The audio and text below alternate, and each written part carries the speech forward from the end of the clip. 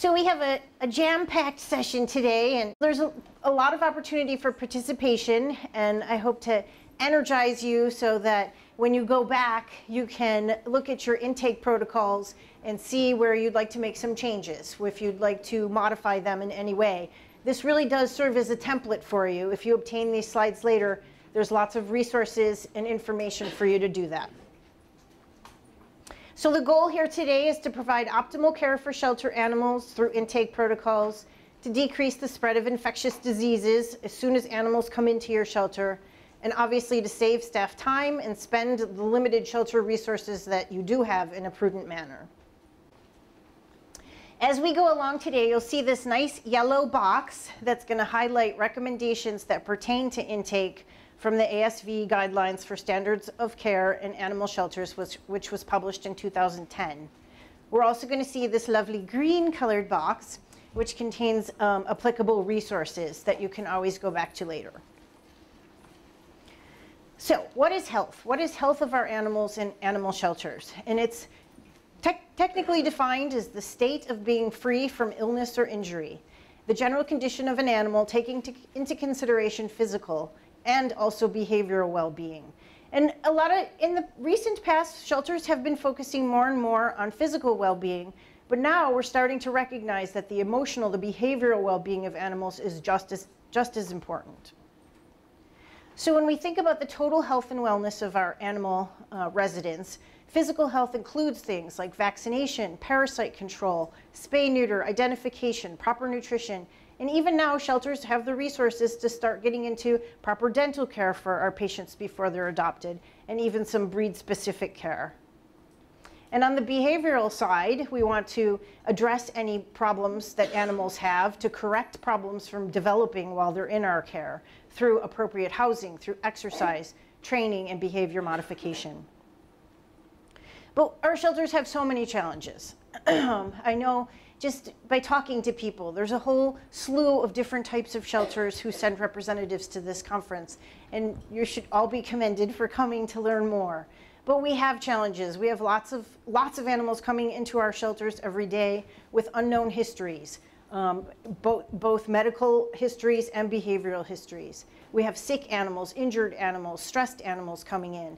And a lot of times we have inadequate facilities to segregate animal populations, and we certainly have limited resources. So when we think about intake protocols, where do we start? We start at the beginning, at the go box. But even before we do that, let's step one place behind and think of a couple of different questions. How do animals reach our shelter, and do all of them really need to be shelter intakes? And when we think about that, there's some categories of animals when they come to us. They're free-roaming cats and dogs, owner surrenders, born in shelter, transfer from other organizations. I'm sure there's some more, but those are some pretty good broad general categories. And do they all need to become shelter intakes? And when we say that, our shelters provide life-saving services. But if we can keep an animal out of the shelter because it is better for that individual animal, or it's better for the person connected to that animal, or it's even better for the animals that we're currently taking care of, because we want to provide the best possible services for them, but we want to stay within our capacity to care for them. So we're going to play a little game called Beat the Presenter. We're going to look at those 4 categories and think, how can we keep animals out of the shelter when in fact it is better for them? So I have a bunch of ideas on the next couple of slides, but we're going to see if we can even come up with those ideas and add a few more. And in that case, you'll have beaten the presenter. So, free-roaming cats and dogs. How can we keep those guys out of our shelter? Trap, neuter, return. Great. Return to field. Okay. So, one really good program that does bring the animal into our care, but if an owner comes to us, or a Good Samaritan comes to us and says, "I've found this animal," that animal can be booked into our system, but it doesn't spend any time within our shelter. It goes back with that person and they become an official foster care provider. Is that what you were thinking of? Okay, cool. So then even On the outgoing side, that person could provide foster care for that animal while we're looking for its owner, put up lost and found notices, post them on the website, utilize our internet resources. But that person could become an adoption ambassador then, and even ultimately find that animal's home. So that animal, although within our system, has never spent any time within the shelter. Anything else? Field return to owner. So when your officers go out, if somebody has made a complaint of a stray animal or they just find a stray animal, scan them right in the field, trace that resource, and return the animal to the owner. Or follow tags. Tags super important because even your neighbors can follow that tag. Everybody doesn't walk around with a microchip scanner. So that person could follow the tag to the owner. And I remember one situation, I was doing a shelter consult, very large municipal shelter, and I was driving to the shelter, I saw a stray dog. And I'm like, oh boy, I guess I'm gonna take him to the shelter. But I went up to a couple of houses, I knocked on the local tavern, and just by talking to people, that dog got home. And we used it as an opportunity to say, you know, you might wanna consider putting some tags on him and maybe even getting him neutered. So that was a nice educational opportunity that opened up. All right, we're gonna see what I came up with. So free roaming cats, return in field, trap, neuter, vaccinate, return foster to finder, and post online found listings with pictures. So we were right on there. Owner surrender, this is another thing that's becoming more popular, is for owners when they call and say, this is the reason why I need to surrender my animal, give them the opportunity to rehome that animal themselves. And some shelters have rehoming website resources. They host that so that you can post your animal's description and age and their behavior characteristics and have that owner try to rehome their animal by themselves. Some shelters don't have that, but there's other community resources for that. Safety net services. Providing a guide to pet-friendly housing when people call and say, I have to surrender my animal because I'm moving. Providing or arranging subsidized veterinary care, or even products, giving pet food pantries, things like that. Anything you can think of to keep that animal in the home that already loves it. And one thing too, this is where an animal does come into your care, but it's not immediate. It's where a person calls and you can tell them, you know, we're at capacity right now. Can you keep the animal for a week to 2 weeks and make an appointment for that animal to come in at a time where we can better provide care for him. A couple of different things that I've seen born in shelter: try to identify pregnant animals at the time of intake and spay neuter them to prevent that litter. Also, do not house intact males and females together. Unfortunately, I still see animals that were litters that were bred in the shelter. And transferring from other organizations, great concept. We want to help our partners in animal welfare, but only accept them when you can truly provide adequate capacity for care for them.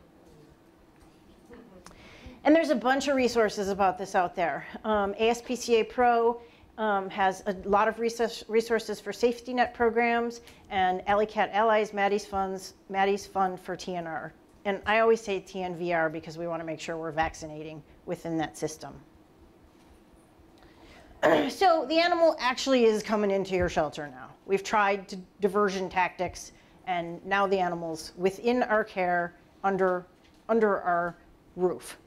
So here we have from the ASV guidelines, at the time of intake, we want to make sure that we separate animals entering. It's very essential to do that for proper maintenance of health and welfare. Animals should be separated by species and age, as well as by their physical and behavioral health status. Starting from the time of intake and continuing throughout their stay, healthy animals should not be housed or handled with animals who have signs of illness. And super important, do not place cats within visual or auditory range of dogs because that stresses them out immensely. And sometimes we're our own worst enemy. We're handling animals all day, putting them up against ourselves, and our clothes may become contaminated, and now we're sharing that with the next animal who comes in.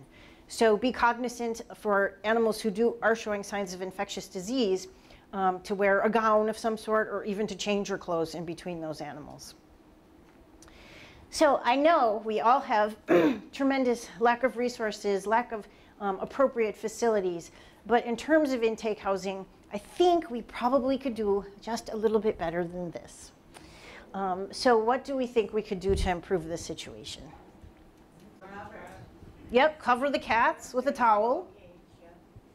The dog and the cat should not be in the same vicinity. They Right. can see each other. Dog and cats should not be in the same vicinity.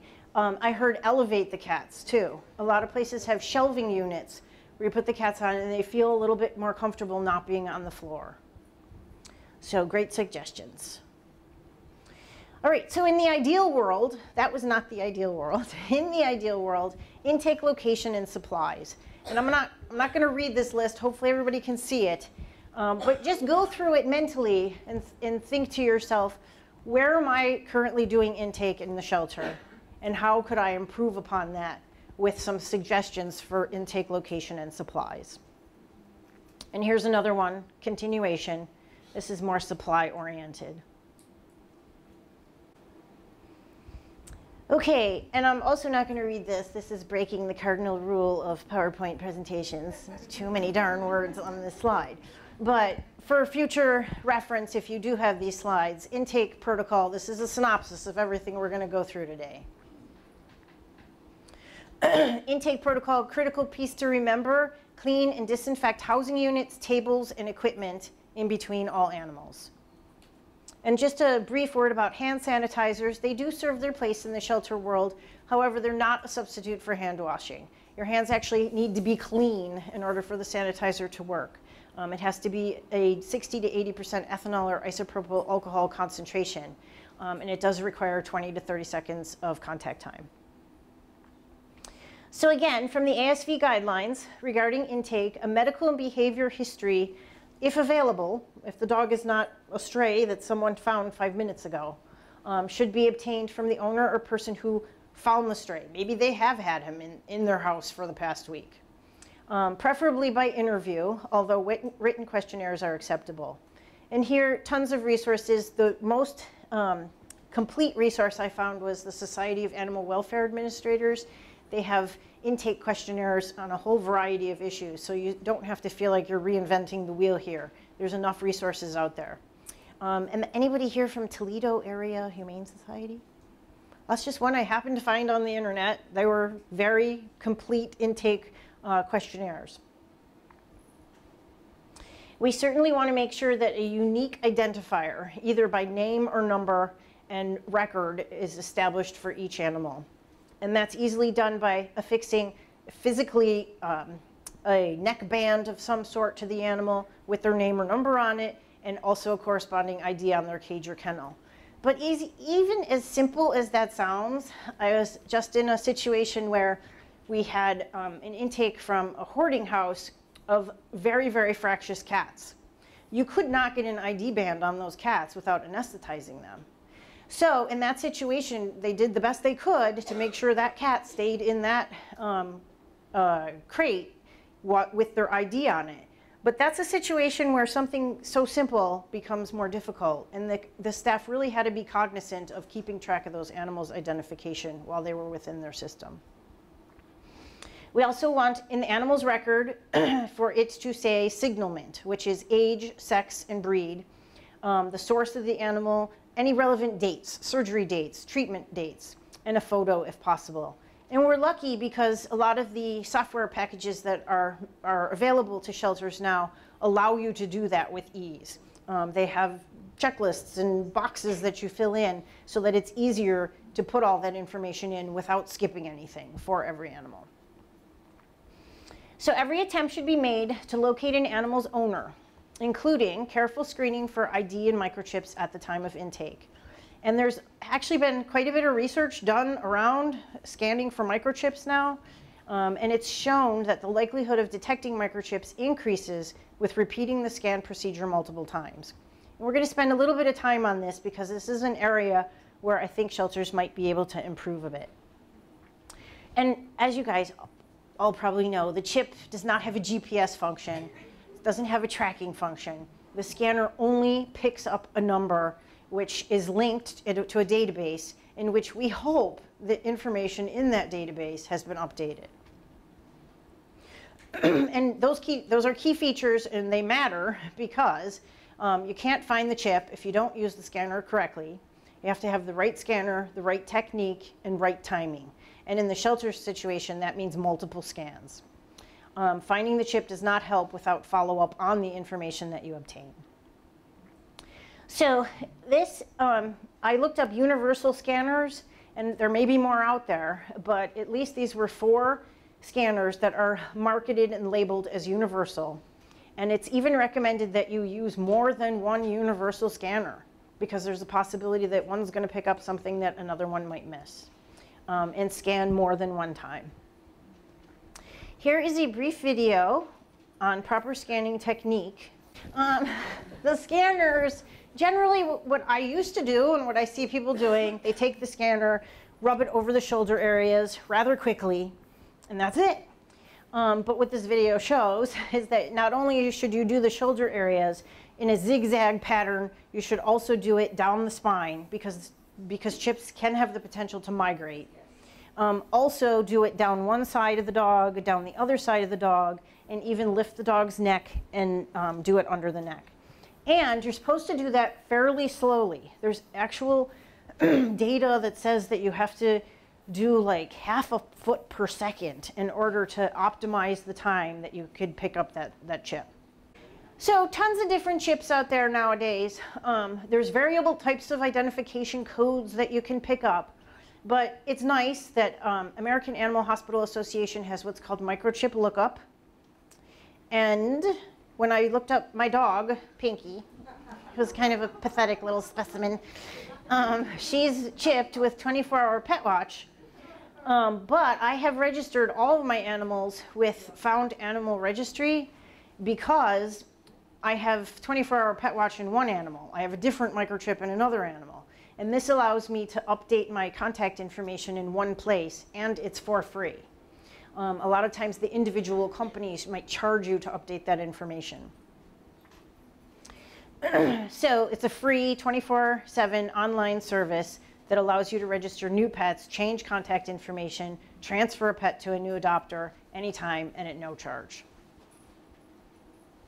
And if you're looking toward making SOPs, standard operating procedures for intake protocols, there's some very nice microchip scanning diagrams that you can laminate, hang in your intake area. So we're moving on to each animal's health status should be evaluated and monitored beginning at intake and regularly thereafter. We want to check for signs of infectious disease, problems that require medical attention, and really importantly, document this evaluation in the animal shelter record so that the next person who comes along will know what has been done and what still needs to be done. Also, we're focusing on the physical health, but now more and more we're also focusing on this animal's behavior. An assessment of behavior must begin at the time of intake.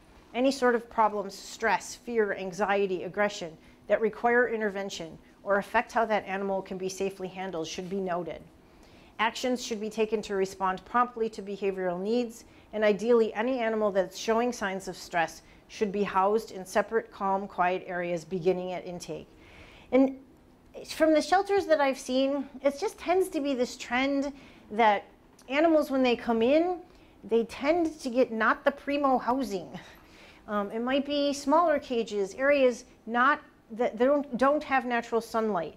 And we're starting to see more of a trend to give those animals who have just come in better housing so that we can keep them healthy and less stressed in that critical period of time. Okay, so true or false question. Intake evaluations of animals need to be performed by a veterinarian. False. Oh, you guys are smart. So always check your state and local laws, disclaimer. But generally, intake evaluations of animals at shelters can be performed by non-medical professionals, and preferably it's somebody who is trained to do such evaluations. And here, shelter staff is recognizing and recording physical and behavior abnormalities. And hopefully you are working under the direction of a veterinarian who has set up some initial protocols for what to do in those situations where you find abnormalities. so that the shelter can provide optimal care from the time of intake. But as needed, the shelter staff is going to consult with the veterinarian, who is actually the only person who can diagnose medical problems and develop treatment plans for them. So we're gonna work on physical examination. We're gonna start with name, species, breed, mix, color, age, gender. And there's tons of resources out here for this that I could see easily being put into an SOP binder for intake. If people like words, this is a word chart of estimated age of both cats and dogs by looking at their teeth. For people who like pictures, I prefer this. This is a fabulous pictorial essay produced by Dr. DeGangi, who it actually shows at various ages what their teeth will look like. And this is all of these tools are in an effort to both increase accuracy, because we want to be as accurate as possible in assessing age and, you know, colors and things like that, but also for consistency among staff, so that you have protocols so that you're getting both that accuracy and the consistency. Other tools when you're trying to estimate age, kittens generally gain 1 pound per month for the first 4 months. Also with big adult cats, obviously male cats are going to have bigger testicles, they're going to have the big huge jowls, and then we can at least say that's an adult. Nuclear sclerosis in dogs, that tends to be a whitening or cloudiness of the lens within their eye, and that tends to happen when they're at least 7+ years old. So gender, these are some nice, you guys I'm sure all know this, but when you're trying to train your other staff members, trying to determine male or female cat, sometimes that can be tricky. There's some nice pictures about that, and even with kittens, that's even harder. Like, I got to put on my glasses now to actually figure that out sometimes. But there's going to be a bigger distance between their anus and their reproductive parts in a male, with hopefully 2 nice testicles in between with a kitten. Okay, so hot off the presses. I don't know if any of you went to the other presentation, but the Association of Shelter Veterinarians has just, in July 15th issue of JAVMA, we now have published the Veterinary Medical Care Guidelines for Spay-Neuter Programs. And this is an updated version. The original came out in 2008. But they have a whole section about identification of neutered animals. And discussing this is actually twofold, because you can have animals that are coming into you that we're going to look for these signs to see if they're spayed or neutered. But also, if your shelters are running spay-neuter programs, super important that you're doing these things so that when you send those animals back out into the community and someone gets them as a stray or changing owners, then those animals will have those distinguishing features. And I've done far too many surgeries on females who were already spayed. It's a waste of time. It's a detriment to that animal when they were already spayed. Okay, so I tried to find a better picture of this. But that is a nice green linear tattoo that is signified by the spay-neuter guidelines that all spay-neuter programs should do. And there's a number of different ways to do it. They're described in there. And a change from the 2008 version, it's very subtle, but I'm kind of excited about it. In the 2008 version, they did mention the use of tattoo guns to make tattoos. And now we've recognized that those are very likely difficult to sterilize and have the potential to be blood-borne pathogen transfer of infectious agents, especially feline leukemia in cats.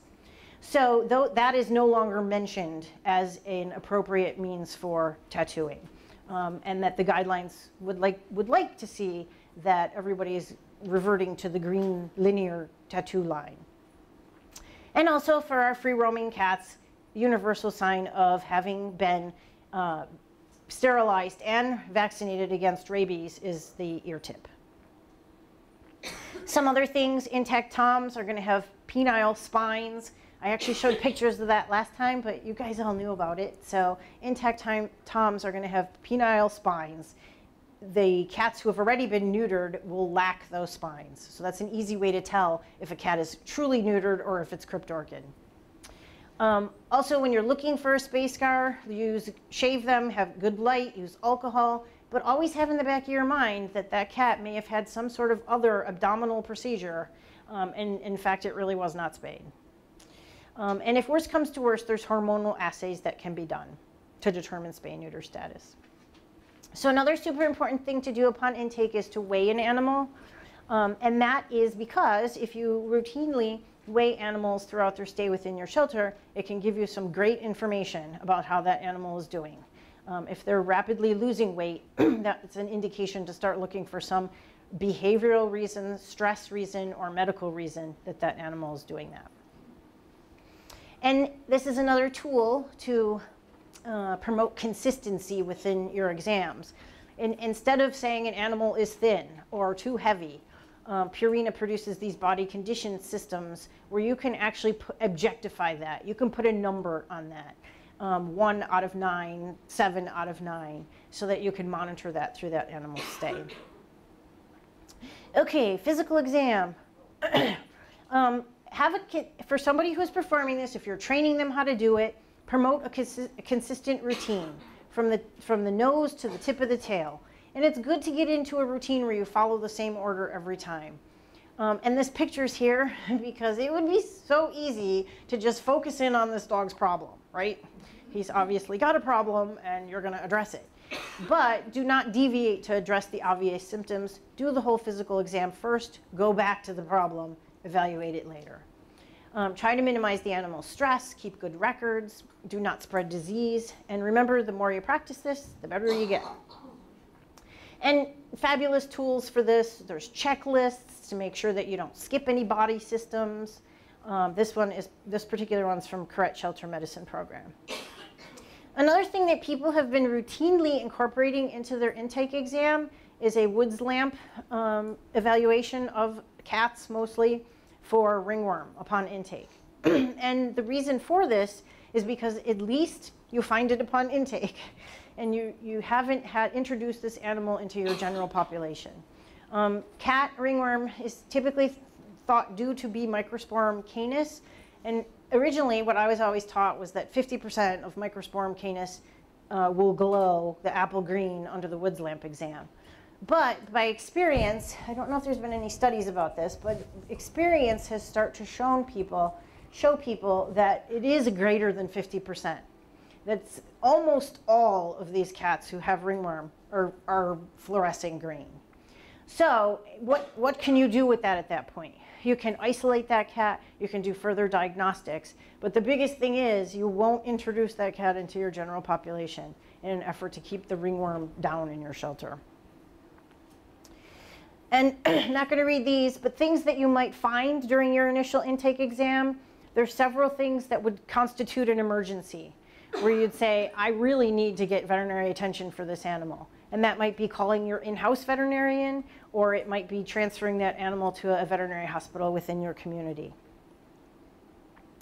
And there's a whole list of infectious disease red flags. And in those situations where an animal is exhibiting one of these signs, you want to isolate them from other animals, label them appropriately so that your staff knows how to handle them while wearing personal protective equipment.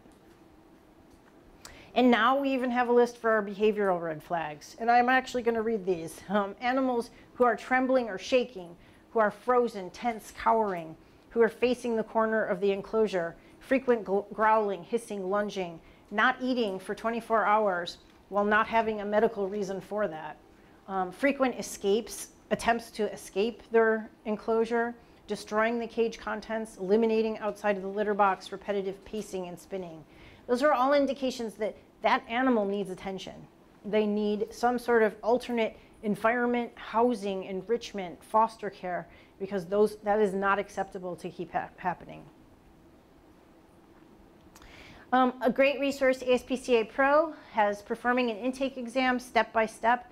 I could foresee shelters using that as a lunchtime presentation to train people who are going to be doing this in their shelters. Okay, so we're switching gears a little bit, talking about vaccines.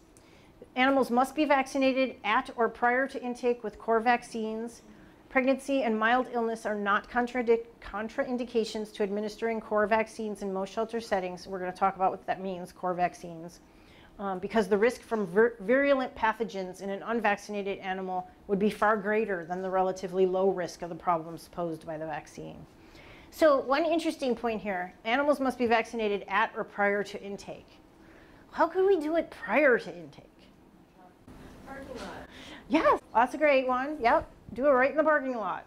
If they've called you ahead of time, schedule an appointment. Yes, great idea.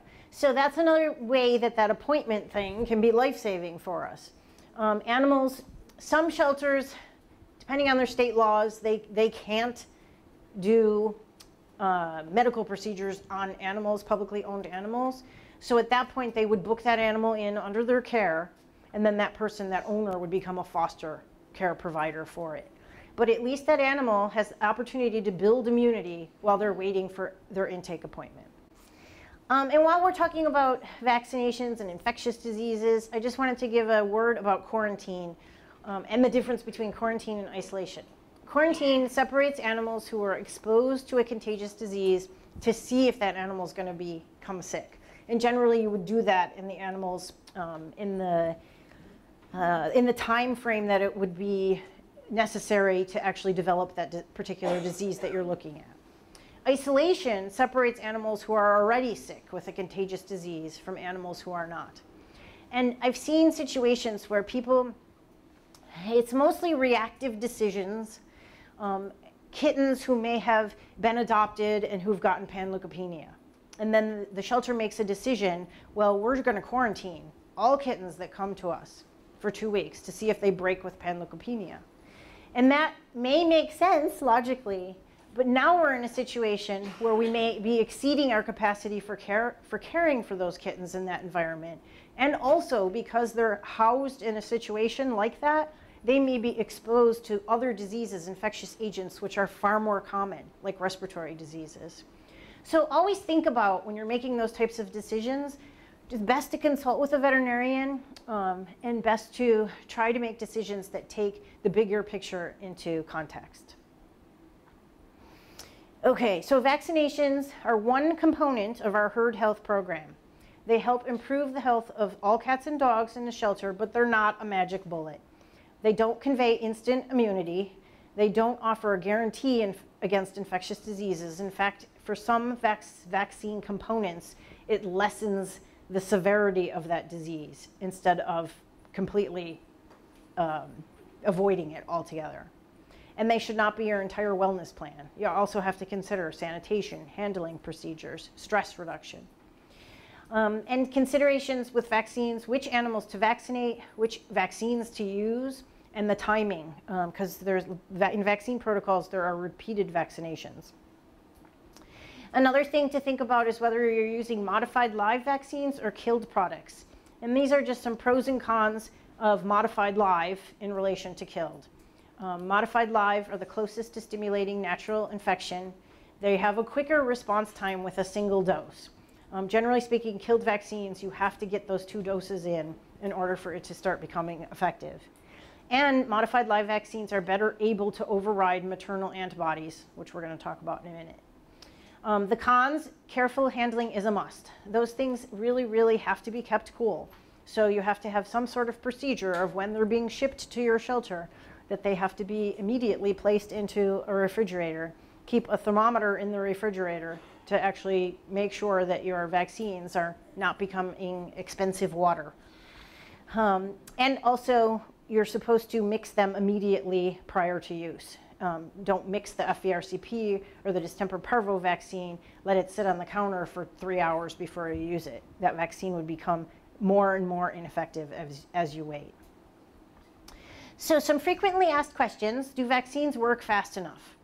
And it is right. I mean, obviously we want the to build optimal immunity from that vaccine before that animal is placed in a high-risk environment.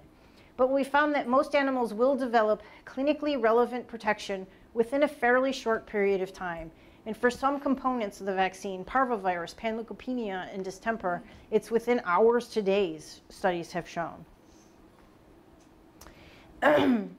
Also, vaccines should be given on intake. If you remember anything, please remember this. When animals enter your facility, or even a few minutes later, to give the vaccine to allow for the development of an adequate immune response before exposure to infectious organisms. Can an animal respond to a vaccine if given on the same day as spay-neuter? So it was thought at one point that maybe the stress of surgery and anesthesia affects that vaccine's effectiveness. But based on limited studies, yes, as best we can tell from related research, the vaccines will invoke an immune response even if given on the same day as spay-neuter. Yes? Now, in some clinics, we give like a combi pen shot when we do the surgery, and we give vaccines. Now, it's my knowledge that by giving an antibiotic, if the cat is sick or has a URI, giving the vaccine, they don't work properly. Is that... Okay, so let me repeat the question. In the spay-neuter clinic, they give a penicillin injection along with the vaccine. And would the penicillin injection have any effect on the effectiveness of that vaccine? So I have to go back to the spay-neuter principles, which generally say that if you're doing high-quality surgery, spay-neuter, that the use of antimicrobials, penicillin, is not absolutely needed in those circumstances. Okay, what about pain meds as well? Pain meds we want on board. And I unfortunately don't know of any studies that show the effectiveness of vaccines with either antibiotics or with pain medication. I would think, and with our, that's a great study topic, but I would think that it would be okay to do that. I'm confident in doing that in the spay-neuter clinic environment. Okay, thank you. Yep. So why do youngsters need so darn many vaccines? And you guys, if you know this, I'll go quick. If you don't, it's a super important concept. So we have maternal antibody interference, which is, maternal antibodies are a great thing. Kittens and puppies are born, they nurse off their mother in a very critical period before their immune system kicks in. They are getting the transfer of antibodies from nursing, and that does protect them against some diseases.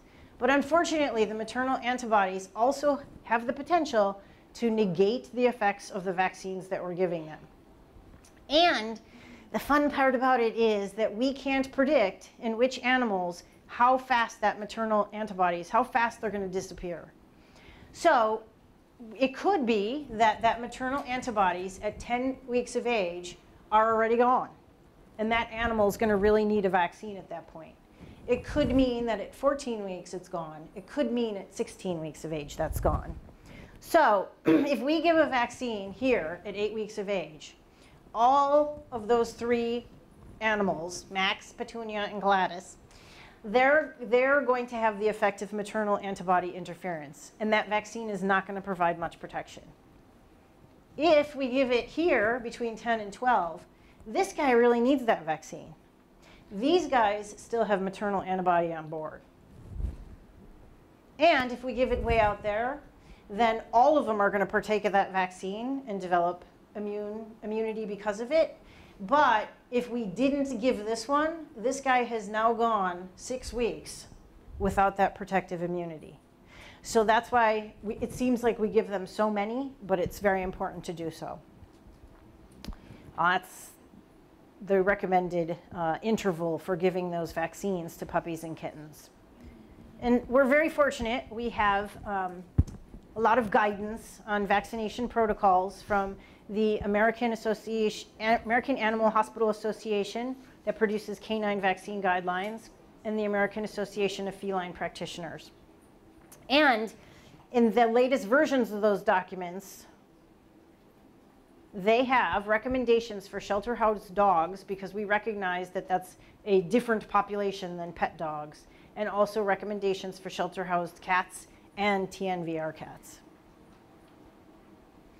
So I'm not going to go into great details because you can always look these up later, but our recommendations for cats, we want to give them a modified live, this FVRCP vaccination, which is protective against herpes virus, panleukopenia, and calicivirus for all cats and kittens who enter your shelter. For kittens, we can start that as early as 4 to 6 weeks of age. We revaccinate every 2 to 3 weeks in a high-risk environment until 16 to 20 weeks of age. And really important is that if you take your dog to a private practitioner, they're going to evaluate the lifestyle of that dog and tweak those vaccine protocols to fit the lifestyle of that dog. You can also do the same thing within your shelter. If those kittens are going to go into foster care, who that household only has those foster care kittens, that might be a little bit different of a recommendation for that revaccination schedule. Adult cats who come into our care, we're going to give the FERCP vaccine. We're going to revaccinate once 2 to 3 weeks after that initial vaccine. Recommendations for cats regarding feline leukemia vaccination is only for group housed cats. For Chlamydophila felis and Bordetella bronchoseptica, we're only considering those if there's pathogens demonstrated in that environment. And rabies, we want to give that to those animals greater or equal to 12 weeks of age. FIV and FIP vaccinations are not recommended. For dogs, we have distemper parvo vaccine, which also is protective against adenovirus. And those recommendations say with or without canine parainfluenza virus, starting at 6 weeks of age. And again, the revaccination every 2 weeks in a high-risk environment until 18 to 20 weeks old. I have a question regarding this revaccinate of kittens every 2 weeks. Is that also applies if they're in a foster home? So the interval is recommended every 2 to 3 weeks. If I were designing a vaccine protocol, I would look at the foster home's environment, and I might err on the side of extending that interval to the 3-week interval. If I'm in a shelter where it's very high risk infectious disease possibilities, I would keep with the every 2 weeks. Vaccines not recommended for routine use in shelters: canine influenza virus, Lyme, and lepto. Regarding parasites, the guidelines do say that we want animals to receive parasite prevention on entry and regularly throughout their stay, and that we do have a responsibility, because some of these parasites are zoonotic, that we want to make sure that we're treating these animals appropriately. And that may be as easy as giving parental pamoate or Strongid upon intake. But other treatments should be based on your specific population, diagnostics that you're doing, diagnostic surveillance testing, and your shelter's mission and resources. A really fabulous resource regarding endoparasites and ectoparasites is CAPC, which is Companion Animal Parasite Council. And they can vastly help you design, with the help of veterinarian, parasite protocols upon intake. Okay, so the last 2 things we're going to address is testing for shelter cats. And commonly what we're thinking of testing for is feline leukemia and FIV. And thankfully, again, we have a great resource here, the American Association of Feline Practitioners Retrovirus Management Guidelines. And they do have considerations for shelter cats. Ideally, all cats in shelters should be tested for feline leukemia and FIV. Testing at admission is optional for singly housed cats. Testing is highly recommended for group housed cats. And if not performed prior to adoption, then you should make the recommendation that it should be performed at your private practitioner. So here, the testing strategy, again, largely depends on your housing specifics, resources, and the mission of the shelter. Some shelters test all cats upon intake because they want to know that. They use it in their decisions to guide who's going to be placed for adoption. Some shelters test no cats, and they just make a note of that, and they tell their adopters to act accordingly with follow-up recommendations at their private practitioner. Some shelters test cats only at the time of adoption because they know those cats are going to move along within their system. They make that investment in that diagnostic test at that time. Some shelters test youngsters for feline leukemia only and test adults for feline leukemia and FIV, because FIV can have antibodies that show up in youngsters that will dissipate with time. That's not a true indication of disease at that age. And Just a friendly reminder, pulling blood from litter mates to use one test or testing one from a litter is not a valid way to screen for disease. And I've seen shelters who do that and call each animal negative, and that's kind of misrepresenting the facts to that adopter. Okay, so the other thing that we frequently test in the shelter environment is dogs for heartworm. And we have a fabulous resource on that, American Heartworm Society for Prevention, Diagnosis, and Management of Heartworm Infection in Dogs. And ASV recently produced, in conjunction with the American Heartworm Society, 2 brochures that deal with testing shelter dogs for heartworm disease. One of them is for shelters that don't test at all, that explains heartworm for them and recommends that they follow up with their own veterinarian. The other brochure is for shelters that do test and treat canine heartworm disease, because after that initial treatment phase, there still is some follow-up that has to be done within the home and with the adopter's veterinarian. So super good resources for you to have. There's some controversy regarding which tests to do for heartworm testing with or without Lyme, Ehrlichia, Anaplasma. And it's generally thought that those are antibody tests, and that you have to look at the animal's clinical presentation in order for those tests, those specific tests to make sense, for those results to make sense to you. So generally speaking, just doing the heartworm test is perfectly acceptable in the shelter environment.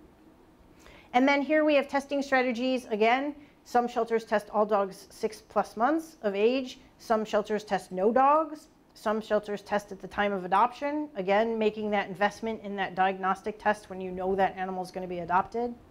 And then also some shelters do invest in those other tests, but that would be with the presentation of clinical signs that go along with those diseases. So regardless of whatever testing strategy you choose for feline leukemia and for heartworm, record the test strategy in the dog shelter record and clearly communicate that to the adopter. Also clearly communicate to the adopter any recommendations for follow-up testing with their own veterinarian. So remember the ultimate goal here. Keep your eye on the prize. What are we trying to do? We're trying to put the animal on a pathway to receive optimal care while in the shelter's care. We want to decrease the time spent in the shelter and maximize their chance for live release. And we can start all of that at the very moment that animal comes into our care. Also start thinking, after intake, where is this animal going to go? We can best make room within our shelter by keeping those animals moving along within their system, by doing daily rounds, so that we don't have animals who linger within intake simply because there's no place else for them to go. So after intake, we could have them go into foster care, have a foster on deck system where that next person knows that they're going to be getting a call today about which kittens are going home with them. Also, stray hold with open selection, so that even during stray time, those animals can be chosen for adoption. They need to remain there for their stray hold, but we know that at the end of stray hold, they're going home. Animal might be able to go straight up for adoption. You might have to move them to isolation. You might have to send them straight to the veterinary clinic to be assessed for some sort of medical problem. Return to owner, transfer to another organization. Sometimes upon intake, we note physical or behavioral signs that warrant euthanasia, so that's an option too. So other things that intake staff can do is to schedule stuff that this animal needs to further move them along in that pathway. Schedule their spay or neuter. Schedule a check by a veterinarian for a medical problem. Schedule training or enrichment consult with your behavior department. Grooming, future vaccinations, you can make a note of that in your computer system. So in 2 weeks from now, you know that that animal needs an additional FVRCP. Some shelters have dentistry resources. Should we schedule that right at intake so that animal can clearly move along in his pathway towards adoption? And you might be thinking at this point, well, geez, how long is this all going to take me? And this is just a breakdown of one shelter's intake, dog intake and cat intake, for a whole year. And if you should do this assessment within your own shelter. Take somebody who is trained in intake procedures and see how long it takes for a dog or a cat or puppy or a kitten. And then look at your data retrospectively to start to predict how long intake is going to take you on a day-by-day basis, month by month. And you can come up with estimates of the total time per day, 2.5 hours, 4.5 hours in the summer when you're getting more intakes of cats and kittens. And then have designated staff who's not going to be interrupted by 10,000 things to perform these procedures so that these important intake services can be performed. And if that person, if maybe it's not a whole day, this isn't a full-time job, that person could be doing something else after intake hours are accomplished. And how can I make this easier? There's lots of different protocols that you can develop. This is one simple protocol for a feline intake. It breaks it down by age of cat so that you have a checklist for that person. They know they're going to weigh all animals that come in. They know that for FERCP vaccines, we're going to start that in a 4-week-old kitten. We know that for feline leukemia testing, we're going to do that for the youngsters. We're going to do an FELV, FIV test after 6 months. So this is just ways to keep everybody organized and on the same track. And we've run out of time for some of the fun stuff, but oh well.